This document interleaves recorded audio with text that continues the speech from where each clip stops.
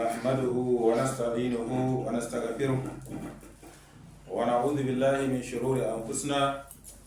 ومن سيئات أعمالنا من يهد الله فهو المهتدي ومن يضلل فلا هادي له وأشهد أن لا إله إلا الله وحده لا شريك له وأشهد أن محمدا عبده ورسوله أما بعد فإن أصدق الحديث كتاب الله وخير الهدي هدي محمد صلى الله عليه وسلم وشر الأمور محدثاتها وكل محدثة بدعة وكل بدعة دلالة ونعوذ بالله من البدع والدلالة أما بعد السلام عليكم ورحمة الله وبركاته muna godiya ga Allah madaukakin sarki mai kowa mai komai wanda ya ba mu an rayuwa har zuwa wannan rana ta asabar a cikin wannan wata mai tara albarka wanda ya daidai da insha Allah yau 22 ga watan Ramadan idan Allah ka mai ma'auni kenan 22 muna roƙon Allah subhanahu wataala ya sa muna da cikin bayan sa yantattu na ainihin cikin wannan kwanaki 10 na ƙarshen watan Ramadan kamar da manzo Allah sallallahu alaihi wasallam yake cewa kwanaki 10 wannan ƙarshe idan suka kama to ainihin lokuta ne na ibada wanda take mai tsada wanda yake kowa ya daura gyautansa ya daura kyanta zarar wadansa domin ainihin neman gafara Allah madaukakin sarki domin mutum ya sami shiga daga cikin bayan Allah wanda suke yantattu muna roƙon Allah subhanahu wataala ya samu daga cikin yantattun bayu a ranar mun kwana aya ta 167 a cikin suratul baqara insha Allah ya zamu tashi aya ta 168 insha Allah 68 kenan insha Allah inda Allah subhanahu wataala yake cewa qala allazina tabau law anna lana karratan fa natabarra'u minhum kama tabarra'u minna ai lokacin da aka zo filin kiyama ne bayan an yi hisabi sai aka ce to su kuma waɗanda suke biyar lalakun mutane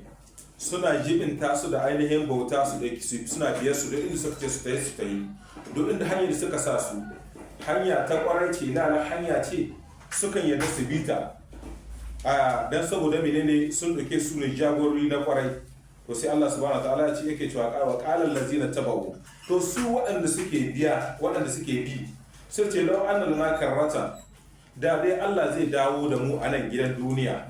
da dai Allah zai dawo da mu a gidan duniya fara tarabara aminu kama tabarrahu minna tun da yau kuka gode mu kuka ce mu ba ku muka biya ba da dai Allah zai mai da mu gidan duniya to da mun bar ku da mun ma mun barranta da ku kamar yadda kuka barranta mu a gidan cikin ainihin ranar kiyama alau ana lana audatan ila darid duniya da dai Allah zai dawo da mu a gidan duniya hatta na tabarra min haula da mun bar waɗannan da saboda su ko ne da tsine wani wa min ibadatin da bauta musu da saboda mu sani cewa da akwai masu bautar Allah akwai masu bautar rana akwai masu bautar aljannu akwai masu bautar malamai akwai masu bautar gasunan daban-daban wanda suke wanda zai ce shi dai inda wani ya faɗa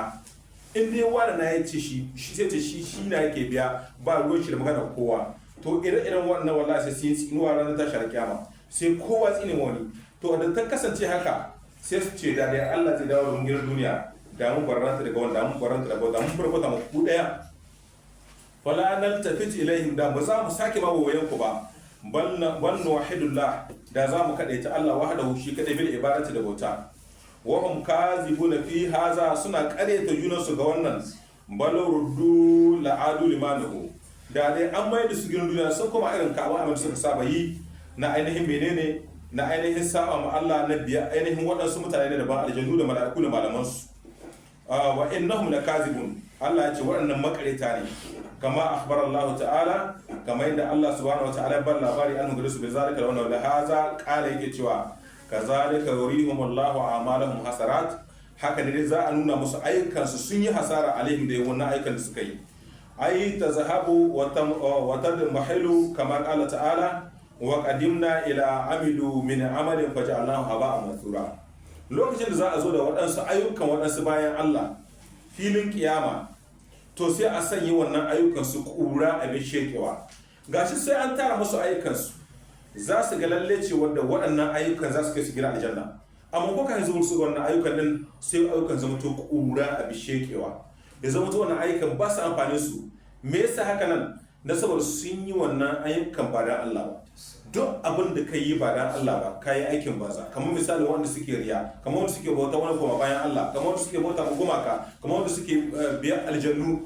ce ayi masa kaza ayi masa su yi. To waɗannan duka ayyukansu sun yi asara wani ayyukan nasu. Wa qala ta'ala walladina kafaru a'maluhum kasaramin biqi'atin yahsabu zam'an ma. Waɗanda suka kafirta ayyukansu za su zai musu kamar tantalakin hako ne wanda yake mai kyalli, kun sa akwai wani hako zai yi in misali in rana mata yi, to shi mai jin kishirwa in ya ganshi wannan in ya ga wannan hakon zai yi zaton ruwa ne, to sai ya zo sai ya ga cewa ashe ba ruwa bane hako ne. To haka ne misalin waɗanda suke aiki, waɗanda suke kafirai wanda suka yi aiki, to ayyukan za su zamanto musu kamar gashi sun yi aikin kwarai, a halin sai su zo wani ayyukan an zai filin kiyama sai su ga cewa ashe asara ce suka yi. Wani haza ƙala ta'ala wa ma hum bi kharijin min an-nar, ba su kasance in su shiga wuta za su targa cikin wuta ba. Na so menene waɗanda sun yi asasin Allah, sun haɗa Allah da wani a wurin bauta, sun ce Allah yana da, sun ce ainihin ai ba abin gashi abin da sa muke bin ku dan saboda menene ku kai mu ga Allah na. Alhalin manzon Allah sallallahu alaihi wasallam shi karan kanshi abin da ya ce adi'u Allah wa adi'u rasula, ku bi Allah sanan kun manzansa, ba kuma bi ni ba a ce ku bauta manzo ba, ku bi sa ainihin da menene da kuma sa biyayya wurin abin da Allah subhanahu wataala ya zo muku da shi, ku ainihin ma Allah biyayya, ku ji tsoron Allah, ku aikata abin da aka ce muku Allah ya umarci ku da ku aikata, wanda aka yi muku hani akan shi muku hannu da gare shi, to bakin mahita ku kenan tsakanin ku da Allah madaukakin sarki. Dan haka za mu tashi ya ayyuhal ladzina amanu kulu min tayyibati kulu ma fil ardi halalan tayyiba.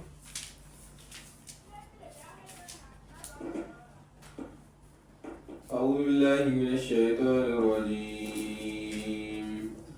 يا أيها الناس كلوا مما في الأرض حلالا طيبا ولا تتبعوا خطوات الشيطان إنه لكم عدو مبين.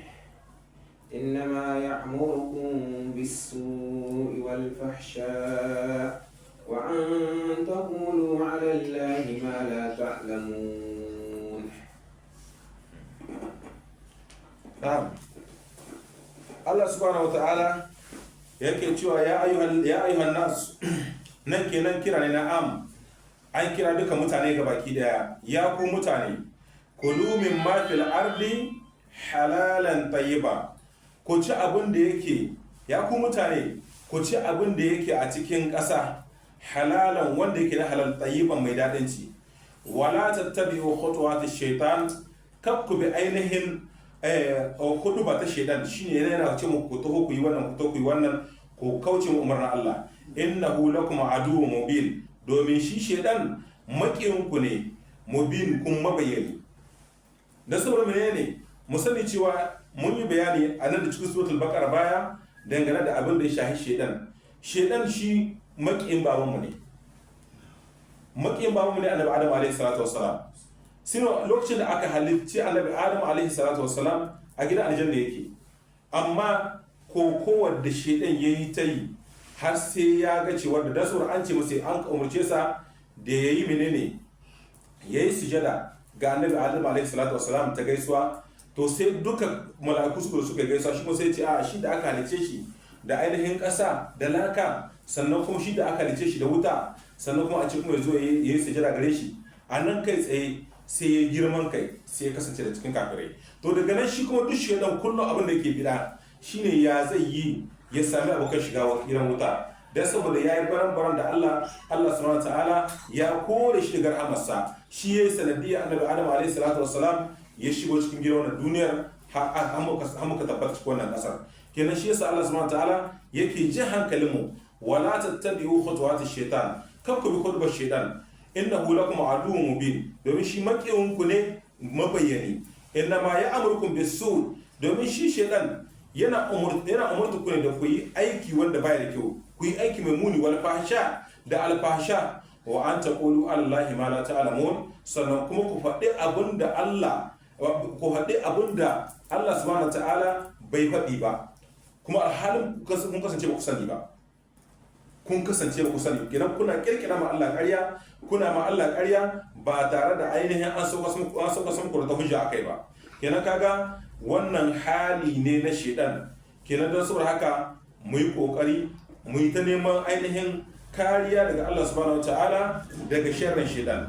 dan haka lamma bayyana ta'ala annahu la ilaha illa huwa lokacin da Allah subhanahu wataala bayyana cewa babu an bauta da gaskiya sai shi wa annahu mustaqillun bi khalqi Allah shine wanda ya cirato halitta shar'an yubayyinu annahu razzaq sannan ya bayyana mana shari'a cewa shine mai arzitawa li jami'i khalqihi ga dukkan bayansa ga dukkan halittarsa fa zakara fi maqamil imtinani annahu abaha lahum an ya'kulu mimma fil ard sai Allah subhanahu ta'ala ya nuna mana cewa da wanci abin da yake na halal wanda yake ya halatta mana mu ci shi wanda yake nan a cikin ƙasa fi hali kaunihi na kasancewa inda yake halalan inda yake halal min Allah da wanda yake daga Allah tayyiban mai dadin ci aw mustaqaban ko wanda yake da fi nafsi wanda rayuwa take so gaira darar lil abdan ba abin da ke cutarwa ba ga ainihin menene ga ƙofin jiki kenan yan uwa idan muka duba wannan aya ta zo da hani akan abubuwa daban-daban waɗanda suke tsakanin wanda Allah subhanahu ta'ala ya halatta sannan kuma ya yi hani bisa ga abin duka zai cuta mana yan ran misali da zamani shin dan Allah mashayi sigari shin shi bai san cewa da sigari tana cutarwa bane ya sani kinan duk abin da zai cutar da kai ga jiki wannan haramun ne wala tulqu bi aydikum ila tahlaka ko ba haka Allah subhanahu wa ta'ala ke cewa ko ka da hannu ku ga halaka kai da kanka ka san wannan abin zai cuta ma sannan kuma gafili sannan kuma ka dauke shi kai amfani da shi ga jikinka wannan haramun ne kowa ya san giya tana cutar suwa kowa ya san kwaya tana cutar suwa duk abin da ka sai na cutar suwa ka sha shi kai da kanka to ka aikata haram yanzu wani abin da yake jira shine har a zo a ce masa ga aya wadda ta haramta shan sigari to a wannan lokacin zai gaci wadda ai wannan shine gaskiya dan ya san babu inda Allah subhanahu wataala ya kwada sigari karara cikin abin gashi amma menene Allah subhanahu wataala ya hani yake cewa la tabazzir tabzira inna lambazirin kanu ikhwana shaytan wa kana shaytan li rabbih kafura Allah subhanahu wataala yake cewa ku albazaranci domin su masu yin albazaranci yan uwan shaytan ne shi kuma shaytan ya kasance ga ubangiji sai ya kafirta kafiri ne to kai kuma sigarar da zaka sayi ka sha kai da kanka ka tabbatar da sigara ba ta maganin yunwa ka tabbatar da sigara ba ta maganin kishirwa kai da kanka ka san da wannan sannan ka tabbatar da sigara musamman tana cutarwa tun daga ƙarshe ya aka yi har sai da aka ɗauko wannan sai hoton cutar da take aka makala akan kwali aka makala ta akan kwali don sau mene la'alla ko da za ka nisance ta sannan bayan ita wa akwai ababe ga sun masu cutarwa akwai wannan abu da yau matasa masu suka ɗauke ta ruwan shan ruwan dare shisha wannan abu ce wadda take ita ma matsalarta ta yi siga don saboda mai ne ita in ta zo na ɗaya za ta mai da mutum kamar balan-balan yadda ka san an hura mutum haka take mutum sannan kuma tana sanya mutum waɗansu ruwa nan ina ganin lokacin bayan ina ganin ba amma shekara ba akwai wanda daga cikin almajiran wani makarantar suna da dare da shi ɗaya tashi fisga ta sai maka bargani ne kwata kwata mana makaranta wani ina buga misali aka wani ba wani tozarci ba ne da su menene matasa su san menene sharri na wannan abar da su menene malam da ya ka bayani yake cewa abin da ainihin munitu ya nisanci abin da zai cutar da shi ga sassan jikin shi da kuma hanyo wani alƙul da kuma hankalin mutum kaga nan duka su yi suka da sun shigo cikin wannan bangaren ko to ba wa Allah ne ya ci gaba da shan wannan abu daga ƙarshe ya faɗi ba lafiya dukkan ɗin garin nan abu da aka yi zahiri ke ba mu labari sai da an ka kewaye duk shi na garin nan aka ƙi karɓar shi duk shi da aka zo sai a ƙi karɓar shi nan ne aka yi wannan ba wai magana da ke ci magana ke ce muku yana ɗaya daga cikin almajiran mu ba zan da faɗi garin su rasu abin kai zama tozarci sai da ake yi shi da to sai na daga nan akwai wata clinic mai zaman kanta na wajen turarujin ne daga nan na aka karbe shi da aka karbe shi ina ganin abin da aka masa aiki shi ka 300 da wani abu nan aka fara zuƙar ruwa cikin tumbin shi ga jikin shi ga cikin shi aka yi zuƙar ruwa aka yi jaki wannan ruwan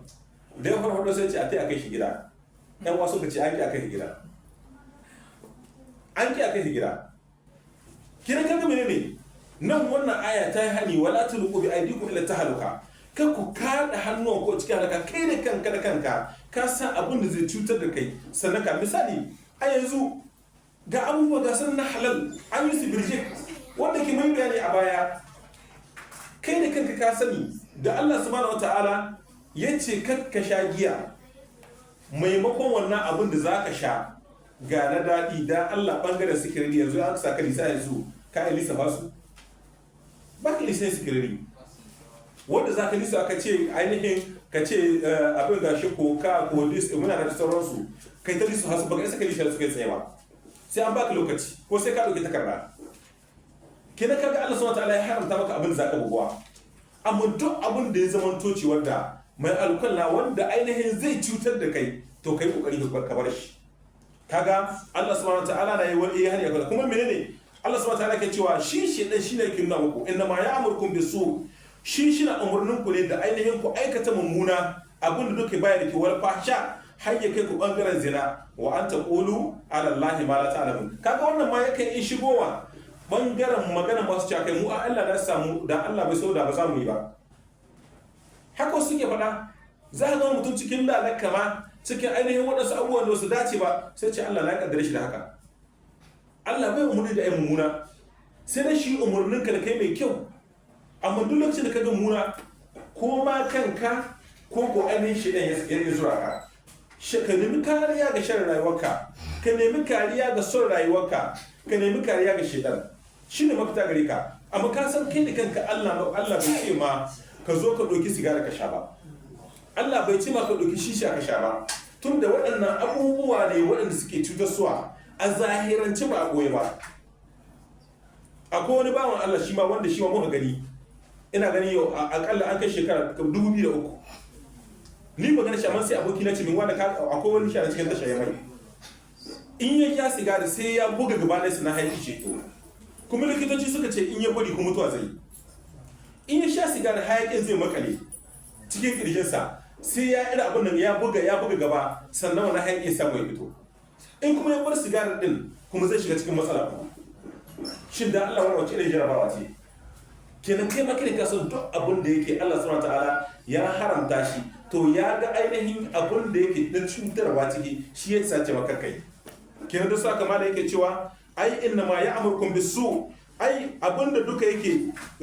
wanda zai cuta maka ga rayuwarka ga jikinka da kuma hankalinka wa nahahum an ittiba'i khutuwat ash-shaytan Allah subhanahu wataala ya yi mana hani da bin khutba ta shaytan wa hiya tara'iquhu wa masalikuhu fima adalla atba'uhu fihi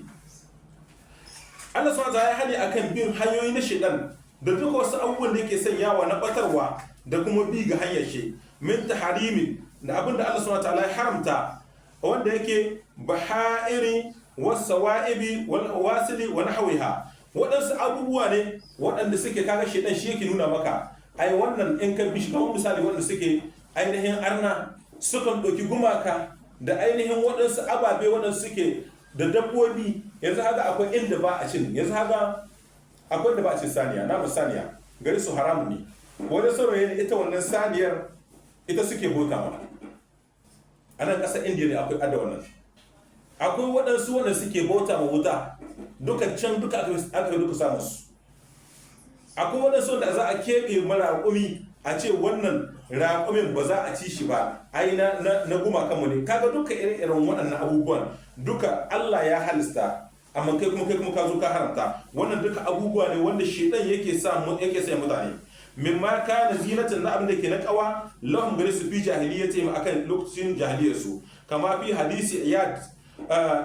ibn himar allazi fi sahihi muslim an rasulullah sallallahu alaihi wasallam qala yaqulu Allah ta'ala inna kullu malin mamtahanat ibadihi fa huwa lahum halal wa fihi wa inni khalaqtu ibadi hunafa'a faja'atuhum ash-shayatin fajtalatuhum an dinihim wa haramtu alaihim ma ahlaltu lahum.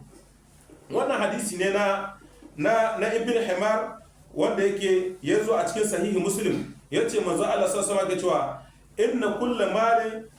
yake cewa dukkan dukiya Allah subhanahu wataala ya ba da ita ga bayu, sannan ya sanya musu ga abin da a halal ciki sannan kuma ga abin da a haram. Wa fihi wa inni khalaqtu ibadi, yace na halici bayuna hunafa'a waɗanda suke suna karkata, faja'atuhum ash-shayatin, sai shaytan ya zo musu. Lokacin dukkan barkarantarwar Allah da manzansa, to shaytan zai zo bangaren ka, zai zo sai ainihin ya nuna maka, sai ya kai ka ya jarabe ka bangaren addininka, ya haramta maka abinda Allah subhanahu wataala ya halatta a gare ka. Wannan sharrin shedan ne, dan haka muna roƙon Allah subhanahu wataala shi kare mu daga sharrin shedan. Dan haka Allah subhanahu wataala ke cewa innahu lakum aduwwun mubin, domin shi shedan maƙiyinku ne mabayyani. Ay tanfiri anhu wa tahziru minhu. Allah subhanahu wataala yace ku gudu shedan, sannan kuma yana muku gargadi da ainihin shi shedan. Wa qala ta'ala afatattakhizunahu wa zuriyatahu awliya, shin za ku rike shedan ainihin da shi da zuriyarsa shin majibintanku min duni kuma bayan Allah, wa hum lakum aduwwun, alhalin shi shedan makiyanku ne. Bi isa lizzalimi da badala, yace yayi muni ga ainihin azzalimai abin da suka canza ga abin da Allah subhanahu wataala ya ainihin ba ku na halal, ga ku kuma abin da kuka zaba ku kuma shedan kun ka hudu ba shedan ko ka haramta wannan abu.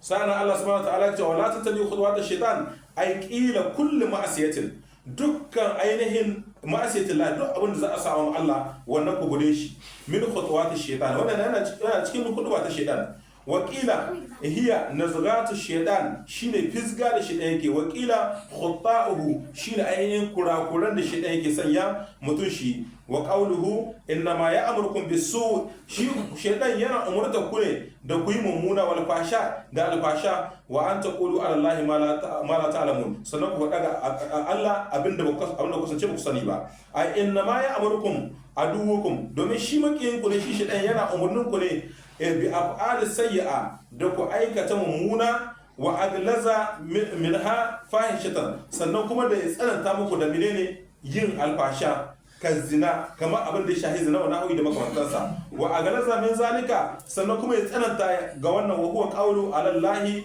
bila ilmi, ku faɗa ga Allah abin da ba ku da ilimi akai ne. Fa yadkhulu fi hadha kullu kafirin, dan haka yana shigar da mutum ga kowane irin nau'i na kafirci, mara mutum zai faɗi abin da bai da ilimi da shi ga Allah. Wa kullu mutbu'in aidan, da dukkan abin da mutum zai bi na hudu ba shedan. Na sai Allah subhanahu wa ta'ala وإذا قيل لهم اتبعوا وإذا قيل لهم اتبعوا ما أنزل الله قالوا بل نتبع ما ألفينا عليه آباءنا أولو كان آباءهم لا يعقلون شيئا ولا يهتدون. ومثل الذين كفروا كمثل الذين ينعق بما لا يسمع إلا دعاء ونداء صم بكم عمي فهم لا يعقلون. نعم. الله سبحانه وتعالى yake cewa wa idza qila lahum, duk lokacin da aka ce musu ittabi'u ma anzalallahu, ko bi abin da Allah subhanahu wataala saukar kenan na alqur'ani da sunna ta ma'aiki sallallahu alaihi wasallama, qalu sai su ce bal nattabi'u ma alfaina alaihi aba'ana, mu muna bin abin da iyayenmu muka iske iyayenmu suna yi na, kenan abin da iyayenmu suka bari muna yi, suna abin da muka iske iyayenmu suna yi suka bar muna shine muke biya. Shine sai Allah subhanahu wataala yake cewa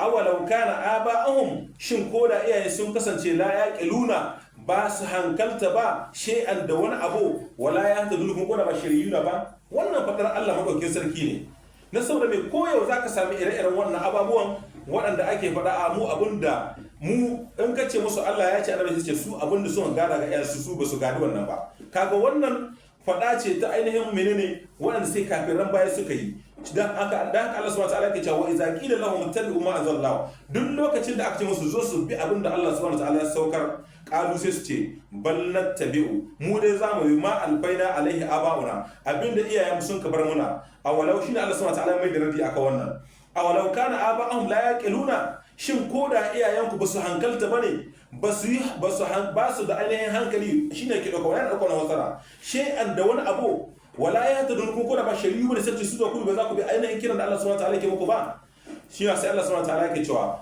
wa masalul ladzina kafaru, misalin wanda suka kafirta ka masalul laziyya na'iqu, kamar misalin wanda yake kira ne bima la yasma'u, ga abin da baya ji, illa du'a face sai kira a wani da'an da ƙara. Shi Allah subhanahu wataala yake ce summun bukumu, waɗannan ai kulame ne kuma bebaye ne, umuyun makafi ne, fahim la yaqilun, su waɗannan ba za su hankalta ba kuma ba su da hankalin ma kiran da ake musu. Yaqulu ta'ala fa da Allah madaukin sarki wa idza qila li haula il kafarati, duk lokacin da aka ce ga waɗannan kafirai min al mushrikina, na daga mushrikai, ittabi'u ma anzalallahu, ku bi abin da Allah ya saukar ala rasulihi kuma da manzansa, sai su ce wa taraku ma antum alaihi min ad-dalala, ku bar abun da ainihin kuke a kansa na bata wal jahal da jahilci. Kalu su ce fi jawabi zalika, akan wannan bal nattabi'u ma alfaina alaihi aba'una, sai su ce mu dai zamu bi abin da iyayen mu dai su muka ce suna yi, shi na zamu bi. Akwai wadansu dama ma yanzu wani kai ka zo ce assalamu alaikum sai ce na kwana, sai ce akwai wani ma kai ma da biza bi ce shi in ka ce assalamu alaikum ya ce su ina kwana na shi na son ka sani,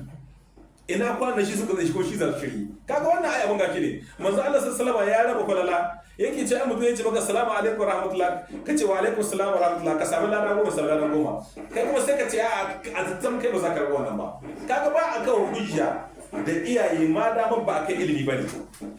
ma dama an ka magana Allah aka ce Allah ya ce annabi ya ce, to magana iyaye ko malami ko wani an farta da magana da muka yi baya kenan duk wanda yake biya akan rashin ilimi da jahilci, to wallahi ran ta shari'a ba sai kun bar kai da shi.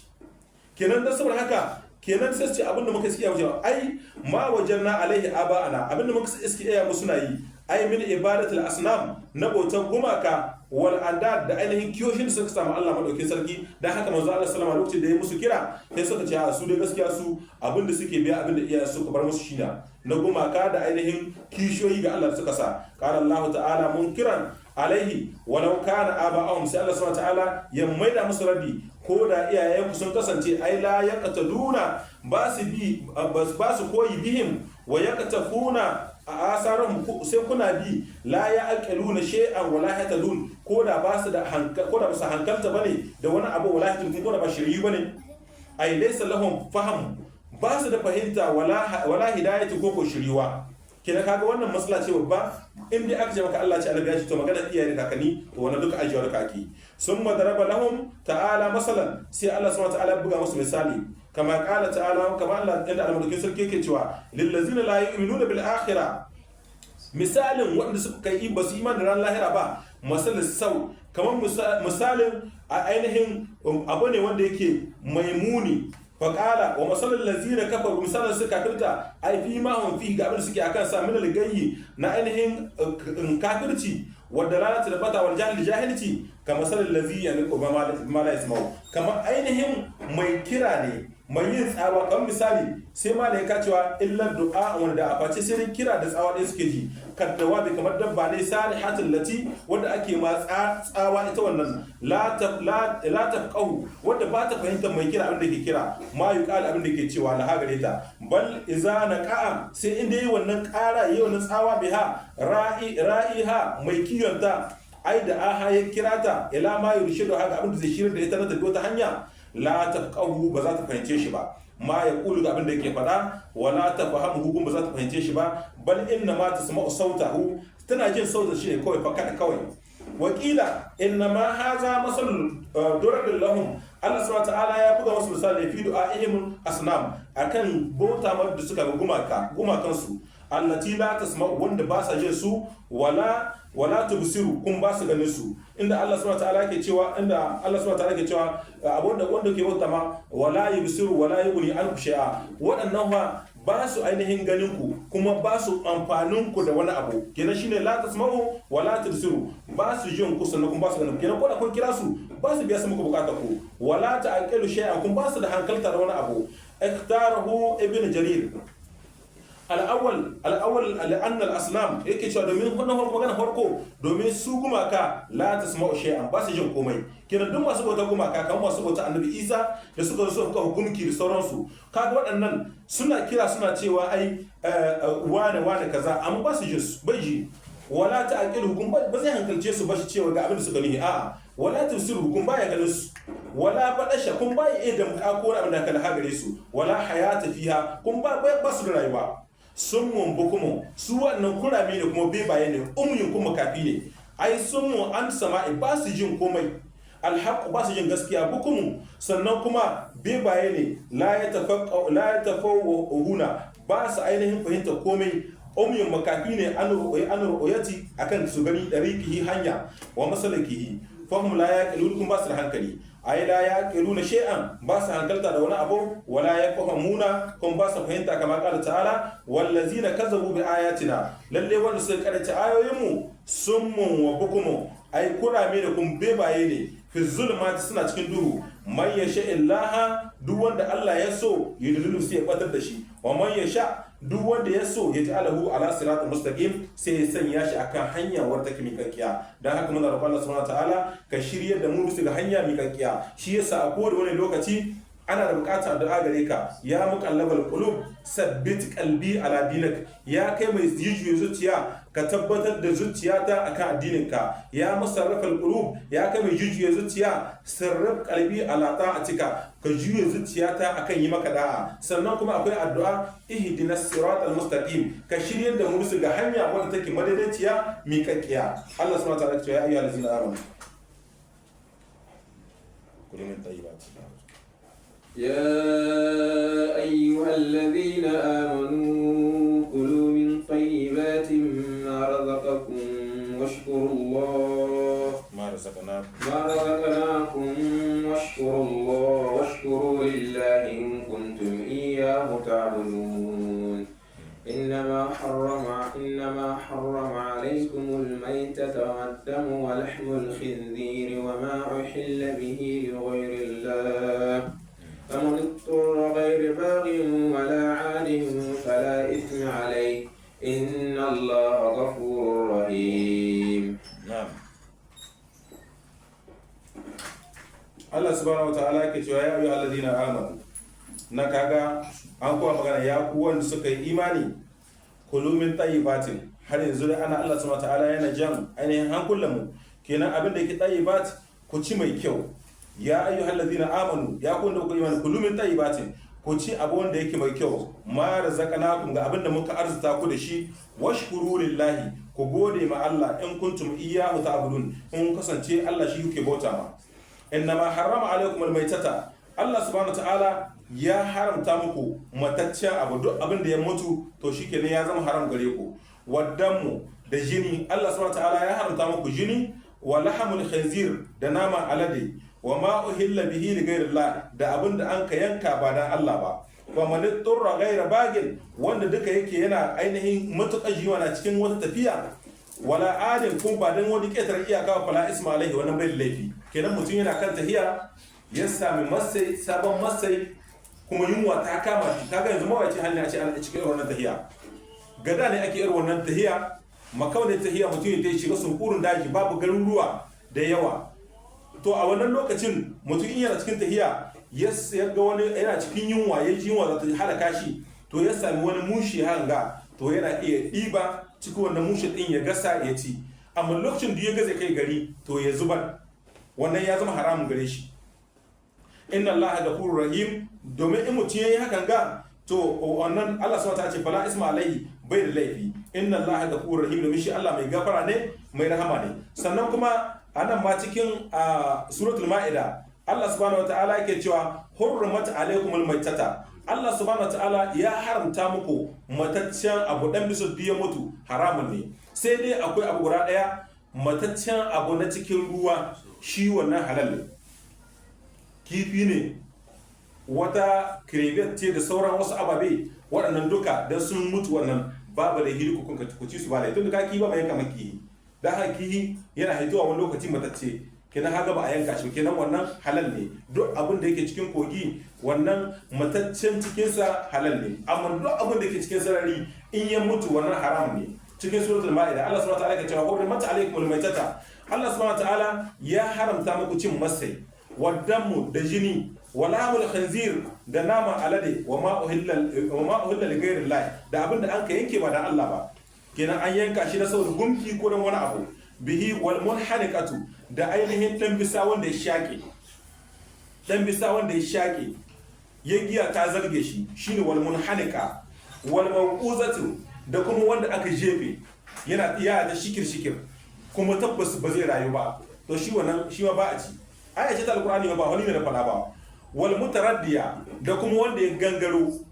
gangaro da wanda shiga ko abin da ya kama haka ya kwado kun ba maka mutuwa zashi.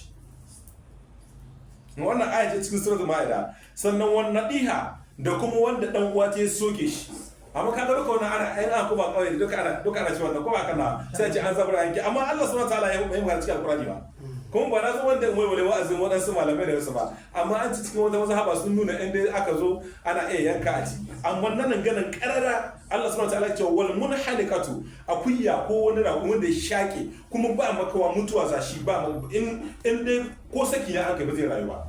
to shine wal munhalika. Wal mawquzatu da wanda aka jefe, wal mutaraddiyatu da wanda ya gangaro ya kwado shi ma yana dokare, shi ma wannan duka ba a ci. Wannan dihatu da wanda ya sakaho ya soke wani wannan shi ma duka ba a ci. Wa ma akala sub'a da kuma har ya kuma abin da dabbobin daji suka ci, dan bisa na kura ta kama shi ko ko ainihin zaki ya kama shi sai kuka zaburo sai ya sake shi, illa ma zakai to sai da abin da kuka yanka, abin da yake wannan to an ga tabbatar da cewa lalle ba zai rayu ba da sauransu, malamai suka ce to ana a yanki amma in dai aka tabbatar da ba zai rayu ko da an bar shi ba zai rayu ba, to shine wannan wanda yake ba za a ci ba. Wa ma zubiha ala nusr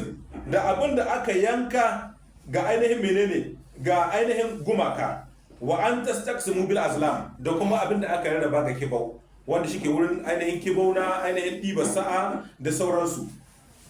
Allah ce zalikum fisiqun, yace wannan duka abin da an ka ambato baya yake cewa yin haka din nan cin ainihin abin da aka yanka dan gumke da ainihin wanda aka yi dan saboda kibau, zalikum fisiqun, yace wannan fasikanci ne. Allah subhanahu wa ta'ala cewa al-yawma isal ladzina kafaru min dinikum, a yau kafirai sun ɗebe tsammani ainihin ga addinin ku, fala takhshawhum kar ku ji tsoron su, wakhshawni ku ji tsoron Allah. Al-yawma akmaltu lakum dinakum, a yau maza sama ce na cika muku addinin ku, wa atmamtu alaykum ni'mati, na cika muku ni'imata, wa raditu lakum al-islam din. Ai dan haka na yarda muku addini ya zama to a musulunci zama shi addini. Kiran kaga nan gane shine bayani akan ainihin cewa da innama harama alaikum almaytata waddamu wa lahmul khanzir wannan ya kowace aya ce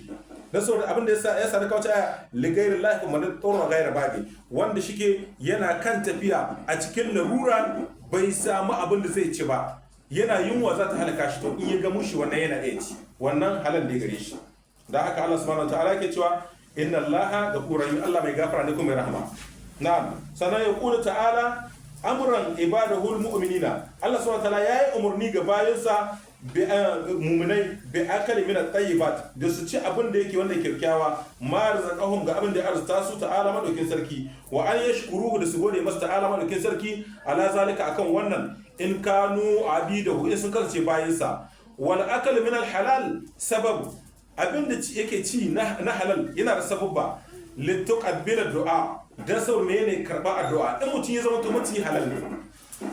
yana zama to masa asbab na karba addu'a. Duk mutum ya zama to cewa mutum halal yana roƙon Allah subhanahu wataala yana bashi, ka ci abin da yake na kasuwancinka na aikin da ke na karfi na halal, to wannan duk lokacin da ka daga hannu ka ce Allah ya karba, Allah kai min kaza, Allah kai min kaza, kai tsaye sai Allah subhanahu wataala ya karba maka.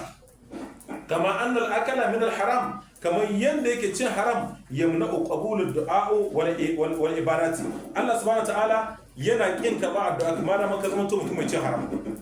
inda mutum ya zama to maci haram ne to mawayacin hali ne Allah subhanahu ta'ala ya karbi addu'a qala rasulullah sallallahu alaihi wasallam ayyuhan nas inna Allah tayyibun la yaqbalu illa tayyib Allah mai tsarki ne baya karba aiki sai mai tsarki wa inna Allah amara almu'minina Allah subhanahu ta'ala ya umurci mu'minai bima amara bihi almursalina da abin da ya umurci munzali da shi fa qala ya ayyuhar rasul ya ku manzani kulu min tayyibatin ku ci daga kyaukyawa wa amalu salihan ku aikata kyaukyawa ku aikata abubuwa masu kyau na saboda menene yin kasuwanci yin kiyo yin noma da sauransu su ne waɗannan abubuwa waɗanda suke yin aikin ƙarfi su ne waɗanda suke abubuwa na halal ku yi aiki mai kyau inni bi ma ta'maluna alim duk abin da kuke aikatawa Allah subhanahu wa ta'ala yake cewa ya san da shi kenan da saboda haka mu ci mai kyau mu sha mai kyau mu kan mu kuskura mu ci abin da yake na haram wa qala ya ayyuhal ladina amanu ya ku wanda kuka imani kulu min tayyibatin ma razaqnakum ku ci abin da yake mai kyau ga abin da Allah subhanahu wataala ya arzuta ku da shi kenan da saboda haka cin abin da yake na halal shi yake sawa sannan sai manzo Allah sallallahu alaihi wasallam sun mazakara rajulan sai Allah ya ambaci wani namiji ya dilu safara wanda yayi tsawon tafiya asha akbara yayi ainihin kura yayi kutuk ya muddu ya daihi ila sama sai daga hannunsa zuwa sama ya rabbi yake cewa ya ubangiji ya rabbi ya ubangiji wa mada ma'uhu haramun abincinsa haramun ne wa mashrabuhu haram abincin shansa haramun ne wa malbasuhu haram tufahin sama haramun ne wa buziya bil haram kuma ya koshi ya yi ba da haram fa anna yustajabu lizalika to ta kakana za a kira masa wannan kenan abinda wannan hadisi yake karanta da mu shine mutum ne wanda yayi tsawon shekaru kuma ya yi hurhura sannan kuma har yau ya tsufa ya daga hannuwansa yana cewa Allah ka bani kuma sai ya zama to kullum yana addu'a sa ba ta karbuwa to sai manzo Allah sallallahu alaihi cewa ai abin da ya kai hakan ga cin sa haram abin shan sa haram tufahin sa haram to ta kakana Allah subhanahu wataala zai karba masa kiran ma da makasancin da shan ka halal ne tufahin ka halal ne duk lokacin da ka daga hannu ka ce Allah bani insha Allah in ka ga Allah bai baka ba to akwai ajiyar da Allah subhanahu wataala ya maka insha Allah wannan zamu dakata inda muka daidai Allah ka ba mu lada inda muka yi kuskure karanci ilimi ne Allah subhanahu wataala ya kuma rabbana atina fid dunya hasana wa fil akhirati hasana wa qina nar rabbana la tuzigh qulubana ba'da idh hadaytana wa hab lana min ladunka rahmatan anta al-wahhab rabbana afrigh alaina sabran wa thabbit aqdamana وانصرنا على القوم الكافرين برحمتك يا ارحم الراحمين رب العالمين امين سبحان ربك رب العزه عما يصفون والصلاه والسلام على المرسلين والحمد لله رب العالمين